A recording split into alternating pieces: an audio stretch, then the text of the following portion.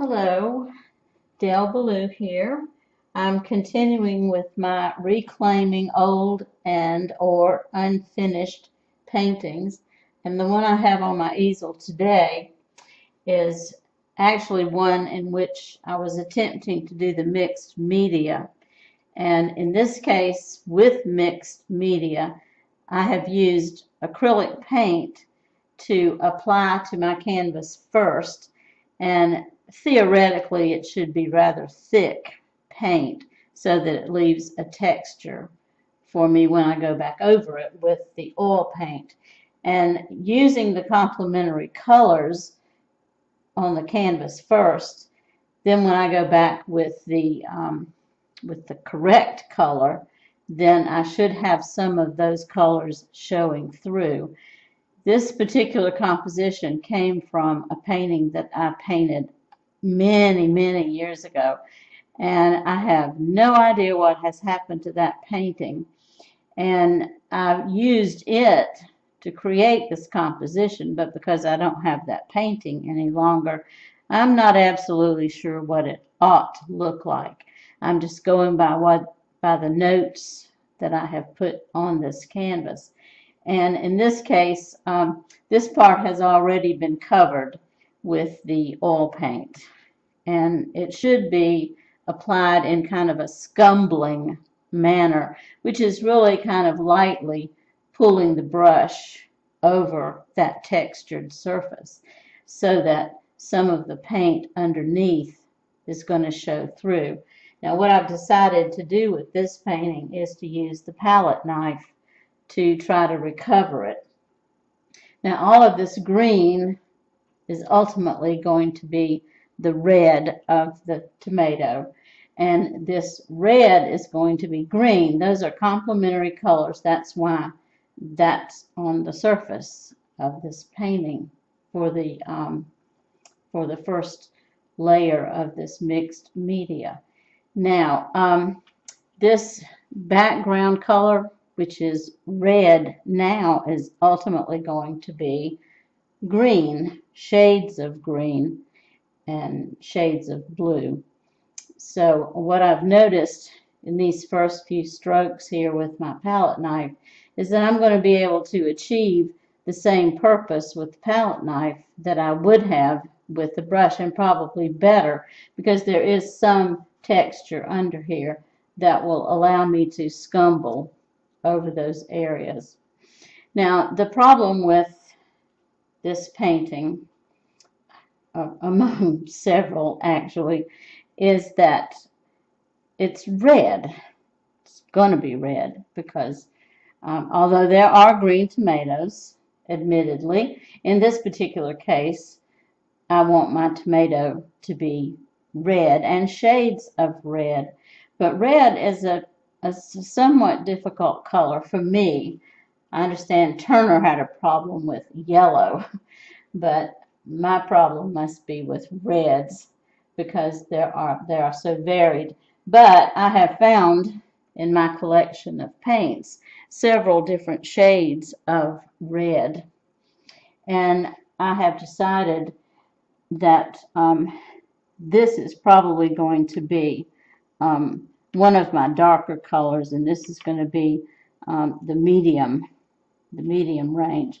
And then I'll be using alizarin crimson and probably a little bit of Payne's gray in some of the shadow areas. But I really won't know until I get there exactly which one I will use. I'll apply it to the canvas. If it doesn't look right, I can change my mind. I certainly have a variety of choices here. And I've also put a little bit of sap green and some cadmium yellow medium, excuse me, I guess this would be the light, so that I can touch into my lighter areas to keep them from being pasty. So I'm just going to work along here and see what develops, and as I have a sense of the need to change, I will.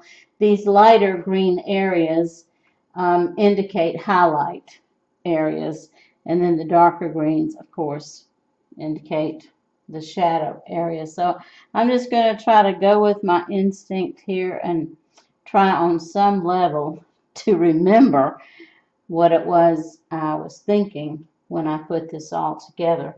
But I have decided on this this cadmium barium red to mix my lighter colors.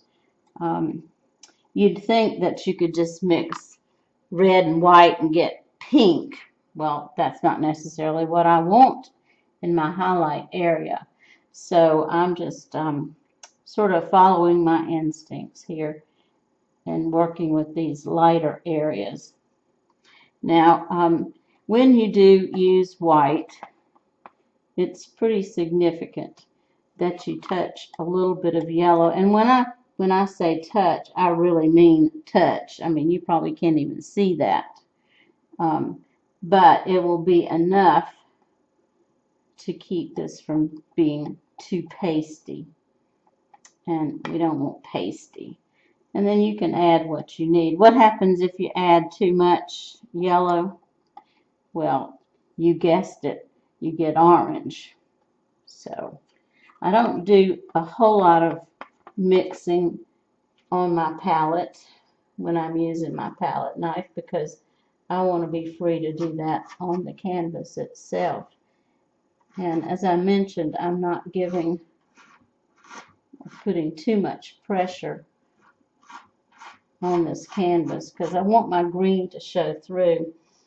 I don't know if this is true or not, but I think the philosophy behind using the complementary color is that your eye sort of dances between those two colors, and when they are on the same surface, then it energizes your eye. You can actually get a headache if you look at it too long because of the activity from the eye.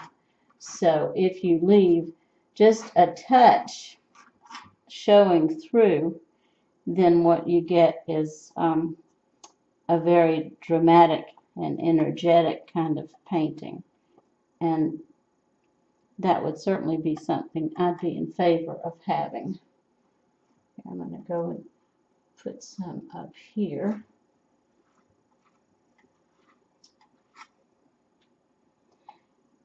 And as far as I'm concerned, what I'm doing right now is just fun. About the only madness I have in my thinking here is that I want it to be beautiful colors. And if it happens to look like tomatoes when I'm finished, that's wonderful.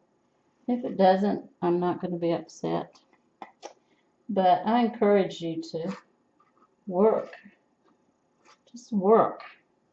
And take your time and don't worry about the outcome. The one thing I know about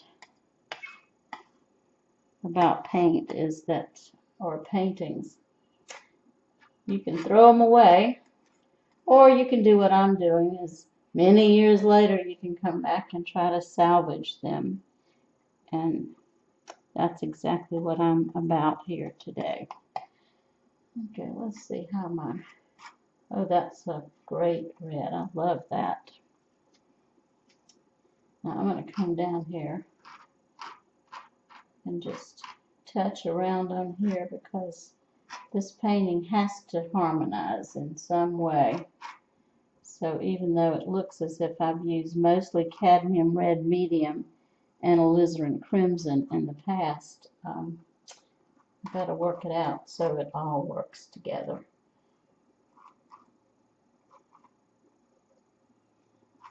And unfortunately, the tomato that I bought to use as my guide doesn't have the same markings, so this is going to be more abstract than I originally would have intended for it to be.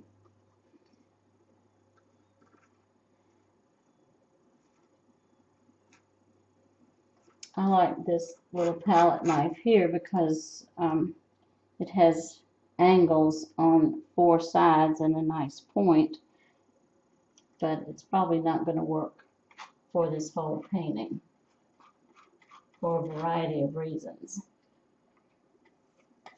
The best one being that I have some places that I want my ends to be rounded rather than, like over here, there's only so much I can do with this pointy end.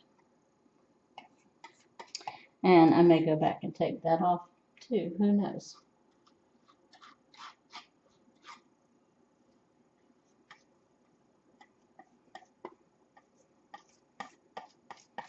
And from time to time I'm going to be changing, blending in these different shades of red.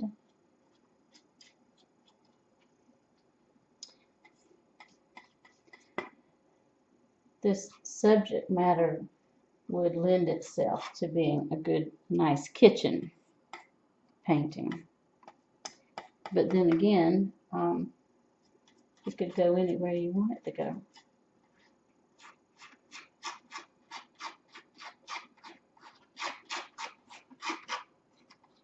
You see how I'm leaving a little bit of green in there. And if I need to tone that down some, then I just put a few little specks of green, because green will gray it down, keep it from being too bright.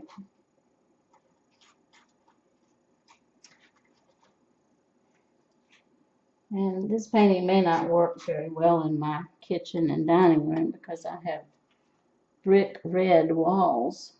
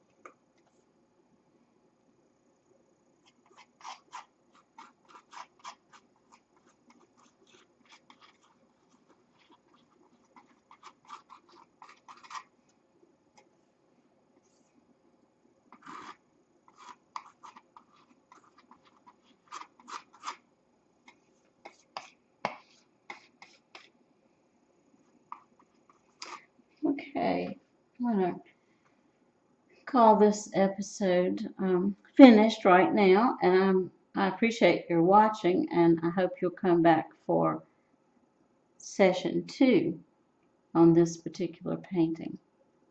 Bye-bye.